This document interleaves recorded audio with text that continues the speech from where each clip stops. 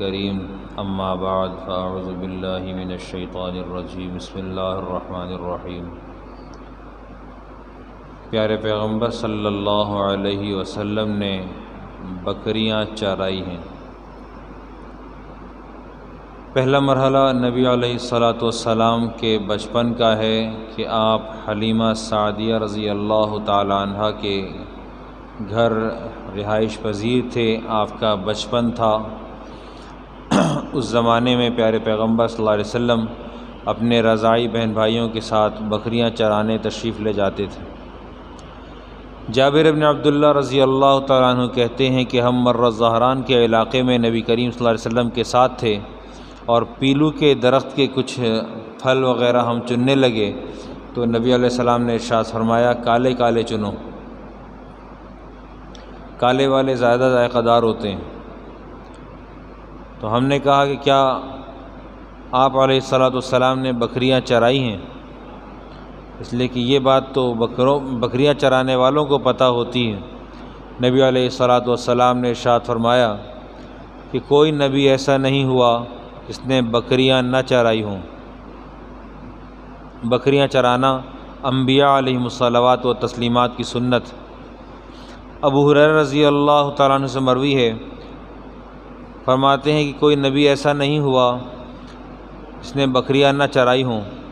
صحابہ نے عرض کیا آپ صلی اللہ علیہ وسلم نے بھی بکریاں چرائی ہیں؟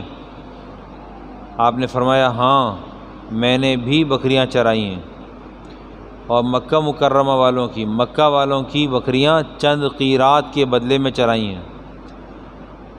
یہاں پر بعض متکلمین نے کلام کیا ہے کہ قیرات سے مراد جو لفظ قراریت کے نام سے حدیث میں آیا ہے، اس سے مراد جگہ ہے۔ اس کے جواب میں مختلف اقوال نقل کیے گئے ہیں، جن میں ایک اہم قول یہ ہے کہ مکہ والے قراریت کے نام کی جگہ کو جانتے ہی نہیں ہیں۔ قراریت سے مراد قیرات کی جمع ہی ہے، اس کا مطلب ہے چند پیسے، کچھ مال۔ نبی کریم صلی اللہ علیہ وسلم نے ارشاد فرمایا موسیٰ نبی بنا کر بھیجے گئے اور وہ بکریاں چرانے والے تھے۔ داؤد علیہ الصلاۃ والسلام نبی بنا کر بھیجے گئے اور وہ بکریاں چرانے والے تھے، اور میں نبی بنا کر مبعوث کیا گیا، اور میں مقام اجیاد میں اپنے گھر والوں کے لیے بکریاں چرایا کرتا تھا۔ یہاں سے ایک اہم نقطہ جس سے صرف نظر نہیں کی جا سکتی وہ یہ ہے کہ اونٹ اور گائے وغیرہ نہیں چرایا، بلکہ چرانے کے لیے بکریوں کا انتخاب کیا گیا۔ بکریاں ہی کیوں اور اونٹ گائے وغیرہ کیوں نہیں؟ ایک تو اونٹ گائے وغیرہ تعداد میں کم ہوتے ہیں اور ایک دوسرے کے پیچھے لائن سے چلتے جاتے ہیں، جبکہ بکریاں وہ جہاں کہیں ان کو ان کی مطلوبہ سامان، اناج، ہریالی نظر آتی ہے وہ اس طرف چل پڑتی ہیں اور تعداد میں زیادہ ہوتی ہیں۔ راعی چرانے والے کو اس بات کی خاص طور پر کوشش کرنی پڑتی ہے کہ ساری ایک جگہ رہیں۔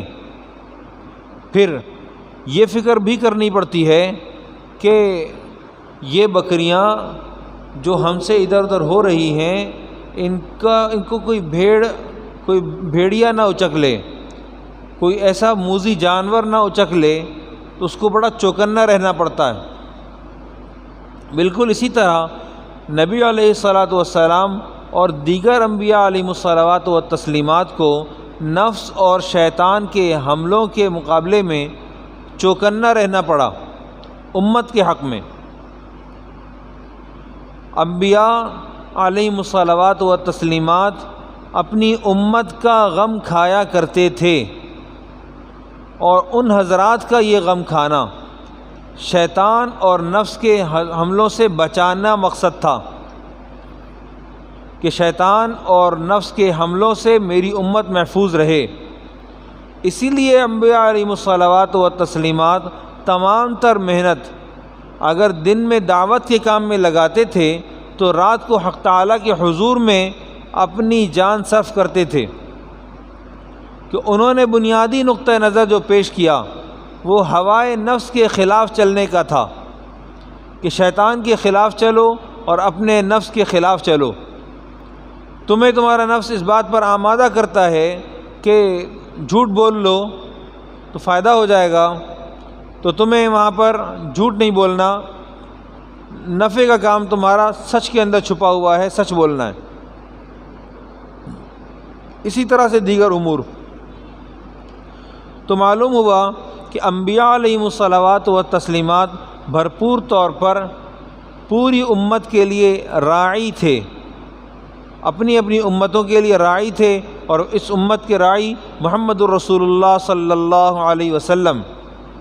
آپ علیہ الصلاۃ والسلام ہماری رعایت فرماتے، آپ علیہ الصلاۃ والسلام ہمیں کسی بھی طرح کے شکاری سے بچانے کے لیے پوری تندہی کے ساتھ کوشش فرماتے، اور آج تک پیارے پیغمبر صلی اللہ علیہ وسلم کی تعلیمات ہمیں ہر طرح کے شیطانی اور نفسانی حملوں سے بچانے کے لیے کافی ہیں۔ نبی علیہ الصلاۃ والسلام نے ارشاد فرمایا، ترکت فیکم امرین، تمہارے درمیان میں دو باتیں چھوڑ کے جا رہا ہوں، لن تضلوا ما تمسکتم بہما، تم اس وقت تک گمراہ نہیں ہوگے جب تک کہ ان باتوں کو تھام کے رکھو گے، کتاب اللہ و سنت رسولی، ان دو چیزوں کو تھام لو، اللہ کی کتاب اور اللہ کے نبی کی سنت، تم گمراہ نہیں ہوگے۔ تم کو علوم دینیہ کے اوپر گرفت نہیں ہے تو اصحابی کا نجوم کو دیکھ لو، میرے صحابہ ستاروں کی مانند ہیں، یہ مقتدیتم اہتدیتم، تم جس کی اقتداء کرو گے ہدایت پاؤ گے۔ امت کی ذب و حالی کو سامنے رکھ کر انبیاء علیہم الصلوات و تسلیمات کا بکریہ چرانا بالکل ایسا ہی تھا کہ اپنے اندر میں تحمل اور برداشت کا پیدا کرنا، تحمل اور برداشت کا پیدا کرنا، عاجزی کا پیدا کرنا، تواضع کا پیدا کرنا، انکساری کا پیدا کرنا۔ اللہ سبحانہ و تعالیٰ نے انبیاء سے کام لیا۔ ایک بات اور، اس شخص میں تکبر نہیں ہوتا جو گدھے کی سواری اختیار کرے، اس شخص میں تکبر نہیں ہوتا جو بکریاں چرائے۔ اور ہمارے پیارے نبی محمد عربی صلی اللہ علیہ وسلم کو دو جہانوں کا سردار بنا دیا گیا حق تعالیٰ کی طرف سے، اور آپ علیہ الصلاۃ والسلام نے گدھے پر بھی سفر فرمایا، اونٹ پر بھی سفر فرمایا، پیارے پیغمبر صلی اللہ علیہ وسلم نے بکریاں بھی چرائیں اور تحمل اور برداشت کی اعلیٰ مثال قائم کی، اور قرآن پاک نے آپ علیہ الصلاۃ والسلام کے اخلاق کے بارے میں کہا، انک لعلی خلق عظیم۔ ایک آدمی اعرابی مسجد نبوی کے اندر کھڑا ہوا پیشاب کر رہا ہے، اس کو حاجت ہوئی، صحابہ لپکے اس کو ہٹانے کے لیے، لیکن پیارے پیغمبر صلی اللہ علیہ وسلم نے کیا فرمایا، ماہ چھوڑ دو۔ جب وہ اچھی طرح سے فارغ ہو گیا تو آپ علیہ الصلاۃ والسلام نے ارشاد فرمایا، حریقوا علیہ من الماء، پانی ڈال دو، نجاست صاف ہو جائے گی۔ اور اس آدمی کو جس نے یہ حرکت کی تھی اس کو بلا کے سمجھایا۔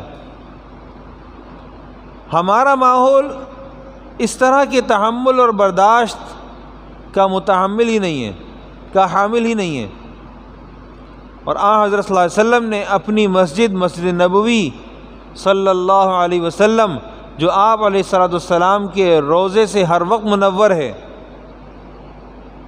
آپ علیہ الصلاۃ والسلام نے وہاں اتنی غلیظ ترین حرکت ہوتی ہوئی قبول فرما لی، تحمل، برداشت اور کمال تحمل۔ اسی لیے آپ کو کہا، انک لعلی خلق عظیم، آپ کے اخلاق بہت بلند۔ پیارے پیغمبر صلی اللہ علیہ وسلم نے شام کے 2 سفر فرمائے۔ ایک سفر ابو طالب کے ہمراہ تھا جس کو ہم پہلے پڑھ چکے ہیں، اور دوسرا سفر ابو طالب کے مالی حالات کو دیکھتے ہوئے خدیجہ رضی اللہ تعالی عنہ کا مال تجارت لے کر غلام میسرہ کے ساتھ ہوا ہے۔ نبی علیہ السلام کو جب پورے مکے والے صادق اور امین کہنے لگے، آپ علیہ السلام کا لوہا مانا جانے لگا، تو یہ آواز خدیجہ طاہرہ کے بھی کانوں میں پڑی کہ کوئی صادق و امین ہیں۔ انہوں نے پیارے پیغمبر صلی اللہ علیہ وسلم کو پیغام بھیجا کہ آپ میرا مال تجارت لے کر شام تشریف لے جائیں، اور دوسروں سے زیادہ میں آپ کو نفع دوں گی، مضاعف بڑھا کر دوں گی۔ آپ علیہ السلام نے ابو طالب کے حالات کو جانا، اور آپ علیہ السلام نے رخت سفر باندھا۔ آپ تشریف لے گئے، غلام میسرہ بھی ساتھ تھا، چلے گئے۔ وہاں گئے، بصرہ کے علاقے میں ایک درخت کے نیچے نبی علیہ السلام جلوہ افروز ہوئے آرام کی غرض سے۔ آپ بیٹھے، وہاں کہیں قریب میں نستورہ راہب رہتا تھا، وہ آ گیا۔ اس نے آ کر نبی علیہ السلام کو پہچانا۔ اس نے میسرہ سے پوچھا کہ یہ سرخی ان کی آنکھوں میں مستقل رہتی ہے؟ انہوں نے کہا کہ جی، ان کی آنکھوں سے سرخی غائب نہیں ہوتی، سرخی ہر وقت موجود رہتی ہے۔ کہ اچھا۔ اس نے کہا وہو نبی وہو آخر الانبیاء، ارے یہ تو وہی ہیں، یہ تو آخر الانبیاء ہیں، یہ وہی ہیں۔ آپ علیہ السلام اس کے بعد خرید و فروخت میں مشغول ہو گئے، سودے فرمانے لگے، کام جاری ہوا، کام آگے بڑھا۔ اتنے میں جس آدمی سے سودا ہو رہا تھا اس سے کچھ بات بگڑ گئی، تنازع کی طرف جانے لگی۔ اس نے کہا نبی علیہ السلام سے کہ آپ لات و عزیٰ کی قسم کھائیں۔ کتنی عجیب قسم کا مطالبہ کیا وقت کے نبی سے۔ لات اور عزیٰ یہ 2 بت تھے، ان 2 بتوں کو بیت اللہ میں سجایا گیا تھا، اور ان 2 بتوں کی مشرک بڑی قدر کیا کرتے تھے۔ ان کا تذکرہ قرآن پاک میں بھی ہے، وَمَنَاةَ الثَّالِثَةَ الْأُخْرَى۔ بات بھول گئی۔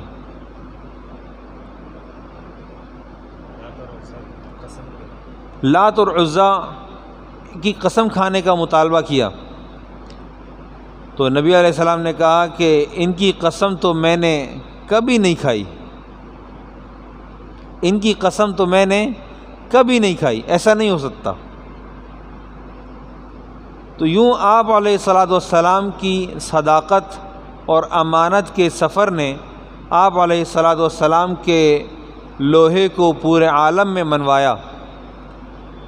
آپ علیہ السلام اسی سفر میں گرمی میں تھے کہ میسرہ نے محسوس کیا کہ 2 فرشتے ہیں اور وہ نبی علیہ السلام پر سایہ کیے ہوئے ہیں۔ سفر میں خوب نفع ہوا، آپ علیہ السلام واپس تشریف لا رہے ہیں، مکہ مکرمہ میں داخل ہو رہے ہیں، اور سامنے سے خدیجہ نے بھی دیکھا کہ پیارے پیغمبر صلی اللہ علیہ وسلم جس شان سے داخل ہو رہے ہیں وہ شان ہی نرالی ہے۔ آپ کی شان یہ ہے کہ آپ تشریف لا رہے ہیں اور آپ کے اوپر 2 فرشتے سایہ کیے ہوئے ہیں۔ انہوں نے اس بات کو محسوس کیا۔ میسرہ تو پہلے ہی لطف اندوز ہوتے آ رہے تھے، میسرہ نے آ کر بعد میں حالات سفر بیان کیے ہیں خدیجہ سے، اور خدیجہ پہلے لوگوں سے بول پڑیں اور انہوں نے اپنی ہمجولی خواتین سے کہا کہ وہ دیکھو محمد کس شان سے تشریف لا رہے ہیں۔ اور بعد میں جب حساب کتاب ہوا تو خدیجہ رضی اللہ تعالی عنہا نے نبی علیہ الصلاۃ والسلام کو نفع میں حصہ بھی زیادہ دیا. اور یہاں سے آگے بڑھتے ہیں تو پھر وہ پیغام نکاح والی بات آئے گی انشاءاللہ العزیز. اللہ تعالیٰ سیرت کو بھرپور طور پر پڑھنے اور اس کی نشر و اشاعت کی توفیق عطا فرمائے. وآخر دعوانا الحمدللہ رب العالمین.